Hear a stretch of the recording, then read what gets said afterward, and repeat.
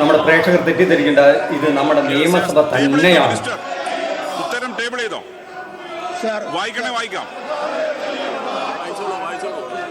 95-ലെ personal disabilities act section 33 പ്രകാരം sir സ്വർണം കെട്ടത് ആരപ്പ? കോൺഗ്രസ് ആണ് അയ്യപ്പ. സർ സ്വർണം കെട്ടത് ആരാണ്? കോൺഗ്രസ് ആണ് അയ്യപ്പ. സ്വർണം കെട്ടത് ആരപ്പ? കോൺഗ്രസ് ആണ് അയ്യപ്പ. ആരപ്പ? കോൺഗ്രസ് ആണ് അയ്യപ്പ. സർ ഇവിടെ സോണിയാഗാന്ധിയെ സംബന്ധിച്ചിട്ടൊന്നും മിണ്ടുന്നില്ലല്ലോ. അവര് സോണിയാഗാന്ധിയെ 2 പ്രാവശ്യം സ്വർണം കെട്ടവർ കാണാൻ പോയതിനെ പറ്റിയൊന്നും മിണ്ടുന്നില്ലല്ലോ. സർ സോണിയാഗാന്ധി അറസ്റ്റ് ചെയ്ത് ചോദ്യം ചെയ്യണം. എന്തൊരു കഷ്ടമാണെന്ന് നോക്കിയാൽ നമ്മുടെ നിയമസഭയാണ്. നിയമസഭ എന്ന് പറഞ്ഞാൽ ഇവിടുത്തെ നാട്ടിലെ ജനങ്ങളുടെ ക്ഷേമൈശ്വര്യങ്ങൾക്ക് വേണ്ടി നിയമനിർമ്മാണം നടത്തേണ്ട ഒരു സഭയിലാണ് ഈ കൂത്തുകളൊക്കെ അരങ്ങേറുന്നത് എന്ന് നമ്മൾ കാണണം. കാരണം 3 മാസം കഴിഞ്ഞാൽ തെരഞ്ഞെടുപ്പ് എടുക്കാൻ പോവുകയാണ്. ആ തെരഞ്ഞെടുപ്പിലെ പ്രധാന വിഷയം ശബരിമലയിലെ സ്വർണ്ണക്കൊള്ളയാണെന്ന് തോന്നും. ഇവിടുത്തെ ജനങ്ങൾക്ക് രാവിലെ എഴുന്നേറ്റ് കഴിഞ്ഞാൽ ശബരിമലയിലെ സ്വർണം കെട്ടത് ആരാണ്, അവിടുത്തെ സ്വർണ്ണക്കള്ളൻ ആരാണ് എന്ന് നിശ്ചയിച്ചു കഴിഞ്ഞാൽ അതനുസരിച്ചിട്ട് വേണം വോട്ട് ചെയ്യാൻ എന്ന് വിചാരിക്കുന്ന ജനതയാണ് ഇവിടെ കേരളത്തിലുള്ളത് എന്ന് ചുരുക്കി കാണുന്ന ഈ രാഷ്ട്രീയ പാർട്ടികളുടെ അവസ്ഥ ആലോചിച്ച് കഷ്ടമെന്നേ പറയാനുള്ളൂ. അവിടുത്തെ സ്വർണം കെട്ടത് ആരാണെങ്കിലും അത് നിയമത്തിൻ്റെ വഴിയിലൂടെ ആ കള്ളന്മാരെ പിടിച്ച് തുറങ്കിലെടുക്കണം എന്നുള്ള കാര്യത്തിൽ തർക്കമില്ല. അവിടുത്തെ സ്വർണം അടിച്ചുകൊണ്ട് പോയത് ഉണ്ണികൃഷ്ണൻ പോറ്റി എന്നൊരു മഹാവിദ്വാനായിരുന്നു എന്നുള്ള കാര്യം നമുക്ക് ഇതിനകം എല്ലാവർക്കും മനസ്സിലായി കഴിഞ്ഞു. അതിന് തന്ത്രി അടക്കമുള്ളവർ കൂട്ടുനിന്നു എന്ന അടിസ്ഥാനത്തിൽ അദ്ദേഹത്തെയും കൂടെ അറസ്റ്റ് ചെയ്തിട്ടുണ്ട്. പിന്നെ അതിന് ഉത്തരവാദിത്തപ്പെട്ട ഭരണാധികാരികളെ ഇതിനകം അറസ്റ്റ് ചെയ്ത് കഴിഞ്ഞു. അങ്ങനെ ആരൊക്കെ ഉണ്ടോ അവരൊക്കെ ഉള്ളിൽ പോട്ടെ, ജയിലിൽ പോട്ടെ, അതിൽ ആരെന്താ തടസ്സം? ഈ മഹാകള്ളനായ ഉണ്ണികൃഷ്ണൻ പോറ്റിക്ക് ഇവിടുത്തെ എല്ലാ രാഷ്ട്രീയ നേതാക്കളുമായിട്ട് വലിയ ബന്ധമുണ്ടായിരുന്നു എന്നുള്ള കാര്യത്തിൽ തർക്കമില്ലല്ലോ. അദ്ദേഹത്തിൻ്റെ കുടുംബവും അദ്ദേഹവും വലിയ കോൺഗ്രസ്സുകാരനാണെന്ന് അദ്ദേഹത്തിൻ്റെ തൊട്ട അയൽവാസി പറയുന്നത് ഇതിനകം പുറത്തു വന്നു കഴിഞ്ഞല്ലോ. ഉണ്ണികൃഷ്ണൻ പോറ്റിയുടെ രാഷ്ട്രീയം എന്ന് പറഞ്ഞാൽ ഉണ്ണികൃഷ്ണൻ പോറ്റിയുടെ കുടുംബമൊക്കെ പണ്ട് മുതലേ കോൺഗ്രസ്സാണ്. പിന്നെ ഉണ്ണികൃഷ്ണൻ പോറ്റിയും കോൺഗ്രസ്സുകാരനാണ്. അപ്പോൾ കോൺഗ്രസ്സുകാർക്ക് ഇന്ന് രക്ഷപ്പെടാൻ പറ്റുമോ എന്ന് മാത്രമല്ല, കോൺഗ്രസിൻ്റെ UDFൻ്റെ കൺവീനറായ അടൂർ പ്രകാശുമായിട്ടുള്ള നിരവധി ഫോട്ടോകൾ ഇന്ന് റിപ്പോർട്ടർ TV പുറത്തുവിട്ടിട്ടുണ്ടല്ലോ. അപ്പോൾ ഇവർക്ക് ഇനി എങ്ങനെ സഖാക്കളാണ് അയ്യപ്പ സ്വർണം കെട്ടത് എന്നും മുദ്രാവാക്യം വിളിക്കാൻ പറ്റുന്നത്?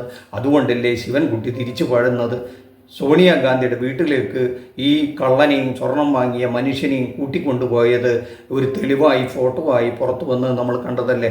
ആ ഫോട്ടോ ഇത്ര പുറത്തു വന്നിട്ടും കോൺഗ്രസ്സുകാർ ഈ അസംബ്ലിയിൽ ഉത്തരവാദിത്തപ്പെട്ട ഒരു പ്രതിപക്ഷമാകാതെ ആ ഒരു വിഷയം അവിടെ ചർച്ചയ്ക്കെടുക്കാതെ ജനങ്ങളുടെ നിയമപ്രശ്നങ്ങൾ അടുത്ത തെരഞ്ഞെടുപ്പിൽ അല്ലെങ്കിൽ വരാൻ പോകുന്ന കേരളം എങ്ങനെയായിരിക്കണം എന്ന് ചർച്ച ചെയ്യാതെ ഒരു നിയമസഭ ഈ നിയമസഭാ കാലഘട്ടത്തിൻ്റെ അവസാന നിയമസഭാ സമ്മേളനം നടക്കുകയാണ്. അവിടെ ബഡ്ജറ്റ് അടക്കം അവതരിപ്പിക്കേണ്ടതാണ്. ഈ കോപ്രായങ്ങളും കൂത്താട്ടവും നടത്തി മലയാളികളെ പറ്റിക്കരുത് ഭരണപക്ഷവും പ്രതിപക്ഷവും എന്ന് മാത്രമാണ് ഇവിടെ പറയാനുള്ളത്.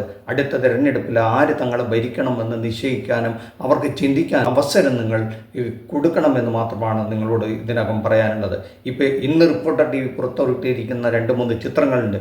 അടൂർ പ്രകാശ് ഈ സ്വർണ്ണക്കള്ളനോടൊപ്പം 1-2-3 സന്ദർഭങ്ങളിൽ ആ കൂടെ നിൽക്കുന്ന ഫോട്ടോ അല്ലേ, ഗിഫ്റ്റ് അടക്കം ഈ അടൂർ പ്രകാശ് വാങ്ങുന്നതല്ലേ നമ്മൾ കാണുന്നത്. അപ്പോൾ ഇനി ആരെയാണ് ഇവിടെ കുറ്റം പറയുന്നത്? BJPക്ക് ഒരിക്കലും കേരളം ഭരിക്കാൻ അവസരം കിട്ടാത്തതുകൊണ്ട് അവരുടെ കൂടെയുള്ള നേതാക്കളുടെ കൂടെയുള്ളതൊന്നും ഫോട്ടോ ഇതുവരെ പുറത്തു വന്നിട്ടില്ല. നാളെ വരുമെന്ന് പറയാനും പറ്റില്ല. അപ്പോൾ ഇതിൽ ആരാണ് അമ്പ് കൊള്ളാത്തവരാരുമില്ല ഗുരുക്കളില്ലെന്ന് പറഞ്ഞ പോലെ ഇതിൽ ഈ ഒരു വിഷയത്തിൽ, ശബരിമല വിഷയത്തിൽ ആർക്കും ആരെയും പരസ്പരം കുറ്റം പറയാനുള്ള അർഹതയില്ല. അതിലേതൊക്കെ കള്ളന്മാരാണോ കൂട്ടുനിന്നുള്ള അവരൊക്കെ ഉള്ളിൽ പോകണം. പക്ഷെ മലയാളികളെ സംബന്ധിച്ചിടത്തോളം ശബരിമല ഒരു വിഷയത്തെ മാത്രം ആശ്രയിച്ചുകൊണ്ട് അടുത്തൊരു തെരഞ്ഞെടുപ്പിൽ ആർക്ക് വോട്ട് ചെയ്യണം എന്നുള്ളത് എൻ്റെ ബഹുമാനപ്പെട്ട വോട്ടർമാരെ നിങ്ങൾ തീരുമാനിക്കരുത്. നിങ്ങളുടെ ജീവിതത്തിലേക്ക് ഏതൊരു സർക്കാരാണോ ഏതൊരു മുന്നണിയാണോ നന്മ ചെയ്യാനായിട്ട് ഇതുവരെ നിങ്ങളുടെ അനുഭവത്തിൽ നിങ്ങൾക്ക് ബോധ്യപ്പെട്ടിട്ടുള്ളത് അവർക്ക് നിങ്ങൾ വോട്ട് ചെയ്യണം എന്ന് മാത്രമാണ് പറയാനുള്ളത്. കാരണം ഈ രാഷ്ട്രീയങ്ങൾ, ഈ മാധ്യമങ്ങൾ നമ്മളെ വല്ലാതെ വൈകാരികമായി മുതലെടുക്കും.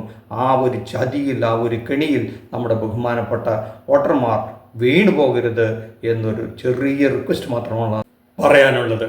ഇതേപോലെ തന്നെയായിരുന്നു 2021 ഈ രാഷ്ട്രീയ കക്ഷികളും മാധ്യമങ്ങളും ഇവിടുത്തെ വോട്ടർമാരെ വല്ലാണ്ട് വട്ടം ചുറ്റിച്ചത്. ഒരു നയതന്ത്ര സ്വർണ്ണ തട്ടിപ്പ് പിന്നെ കള്ളക്കടത്ത് കേസ് എന്നൊക്കെ പറഞ്ഞ് ദിവസങ്ങളോളം മാസങ്ങളോളം അന്തിച്ചർച്ചയായിരുന്നു. നമ്മളെ ഇതെപ്പോൾ പിടിക്കാൻ പോണു പിണറായി വിജയനെ എന്നും പറഞ്ഞിട്ട് എന്തൊക്കെ നാടകങ്ങളാണ് ഇവിടെ കാണിച്ചത്. ഇന്നേ വരെ പിണറായിയല്ല ആരെയും ഒരു ചുക്കും ചെയ്യാൻ പറ്റിയിട്ടില്ല എന്നുള്ളത് നമുക്കറിയാം. അപ്പം നമ്മുടെ ചിന്താശക്തിയെ നമ്മുടെ ഈ തലച്ചോറിലേക്ക് വേണ്ടാത്ത ചിന്തകളും വേണ്ടാത്ത വഴിയിലേക്ക് നമ്മളെ ചിന്തിപ്പിച്ച് നമ്മുടെ വോട്ടവകാശത്തെ തെറ്റായ രീതിയിൽ വിനിയോഗിക്കാനായി പ്രേരിപ്പിക്കുന്ന വല്ലാത്തൊരവസ്ഥ സംജാതമാക്കുക എന്നുള്ളതാണ് അവരുടെ ലക്ഷ്യം. അല്ലാതെ മറ്റൊന്നുമല്ല.